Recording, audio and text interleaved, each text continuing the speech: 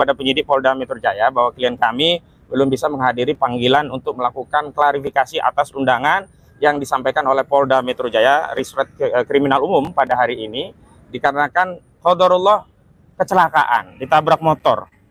Jadi ada panggilan qadarullah mau hadir tapi kecelakaan dan sampai hari ini sakit, ditabrak motor. Kapan? Kemarin malam. Ya, kemarin malam kecelakaan, ditabrak motor, sehingga kami ditunjuk untuk datang begitu. Itu yang pertama terkait ketidakhadiran klien kami yang bernama Rizal Fadila. Dan perlu kami sampaikan kepada seluruh masyarakat bahwa kami tidak hanya menjadi kuasa hukum Bung Rizal Fadila, tapi juga sebagaimana deklarasi yang sebelumnya sudah kami sampaikan di Gedung Joang, kami juga menangani Dr. Tifa, Dr. Rismon Hasiolan Sianipar, dan juga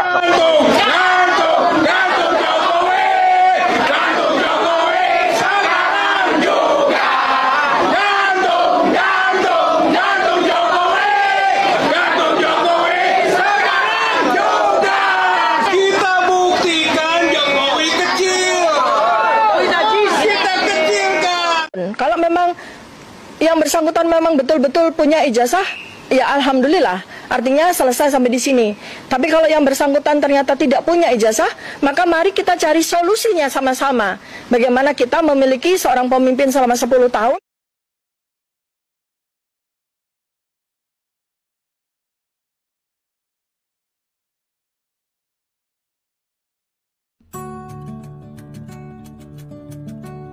Assalamualaikum warahmatullahi wabarakatuh. Halo, jumpa kembali dengan Ocha M Channel, channelnya berita dan gosip kesayangan.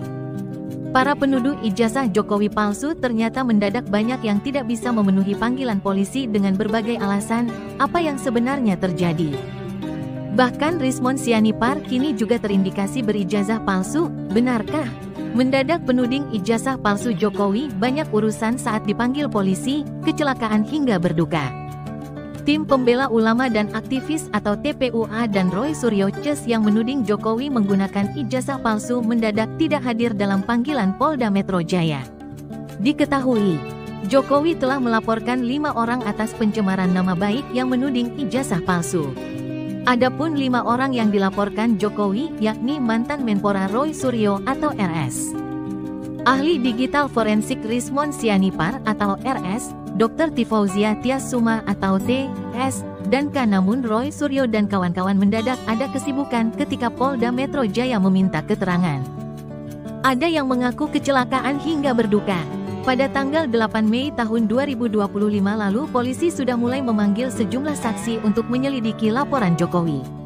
Polisi memanggil saksi yakni Rustam Effendi, Kurnia Tri Royani dan Damai Hari Lubis. Diambil keterangan dulu, ya sepanjang pengetahuan mereka, kata Dirkrimum Polda Metro Jaya Kombes Wira Satya Tripurta. Sebenarnya polisi juga memanggil Wakil Ketua Tim Pembela Ulama dan Aktivis atau TPUA Rizal Fadila, tapi tak datang. Pengacaranya, Ahmad Khozinuddin mengatakan bahwa kliennya tak bisa memenuhi panggilan karena mengalami kecelakaan di Bandung, Jawa Barat pada tanggal 6 Mei tahun 2025 malam. Peristiwanya di tanggal 6. Ada panggilan di Polda Metro Jaya tanggal 8. Namun sepulang dari Mabes Polri tanggal 6 dan sempat juga mampir di RH Channel, klien kami itu pulangnya malam sampai Bandung. Itu memang ditabrak pemotor, kata Ahmad saat diwawancara Rafli Harun di YouTube. Katanya pengendara yang menabrak Rizal masih anak muda. Masih anak-anak muda lah. Pas sampai di Bandung malam, katanya. Walau begitu Rizal tak memperpanjang tragedi itu, apalagi mengaitkannya dengan kasus ijazah Jokowi. Klien kami orangnya tidak mempersoalkan apa peristiwa itu kaitannya dengan kasusnya. Ya begitu baiknya, motornya gak apa-apa, orangnya gak apa-apa, sudah berpisah begitu saja, katanya. Setelah berobat, kata Ahmad, Rizal Fadilah direkomendasikan untuk istirahat. Karena itulah saat tanggal 8 kemarin Kamis itu pemanggilan Rizal Fadilah ini tidak bisa dipenuhi dan kami yang datang memberikan surat tanggapan, katanya. Kabar tak mengenakan bukan hanya dialami Rizal Fadilah. Menurut Ahmad Khozinuddin, kliennya yang lain pun demikian. Kata Ahmad, Tifauzia Tiasuma atau karib disapa Dr. Tifa juga ditimpa kabar duka. Ia ditinggal orang tersayangnya. Pagi tadi saya mendapat informasi dari Dr. Tifa mengabarkan kabar duka. Telah berpulang kakak kandung Dr. Tifa yang notabene alumni Fakultas Teknik UGM.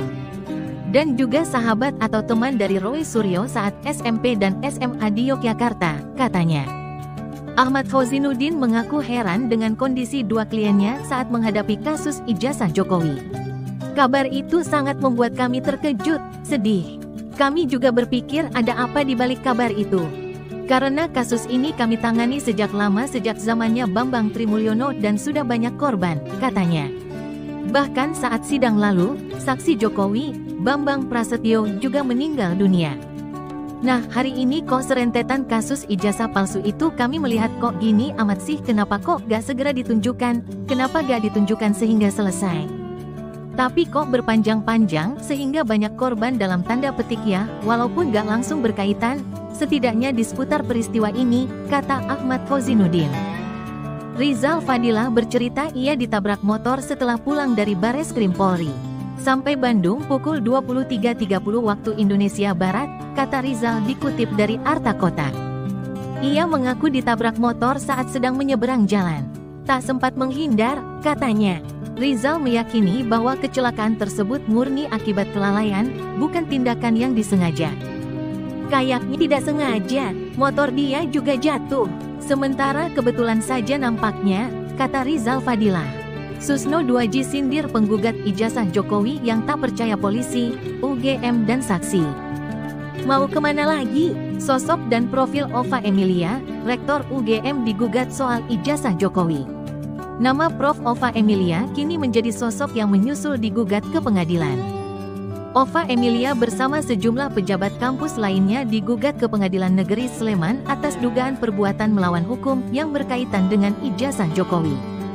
Gugatan ini tercatat dalam nomor perkara 106, PDT, G, 2025, PNSMN dan telah didaftarkan sejak tanggal 5 Mei tahun 2025. Dilansir dari berbagai sumber, gugatan terkait ijazah Jokowi kali ini diajukan oleh advokat dan pengamat sosial bernama Insinyur Komarudin, juru bicara PN Sleman, Cahyono SHMH, membenarkan adanya gugatan tersebut dan menyatakan dirinya ditunjuk sebagai ketua majelis hakim.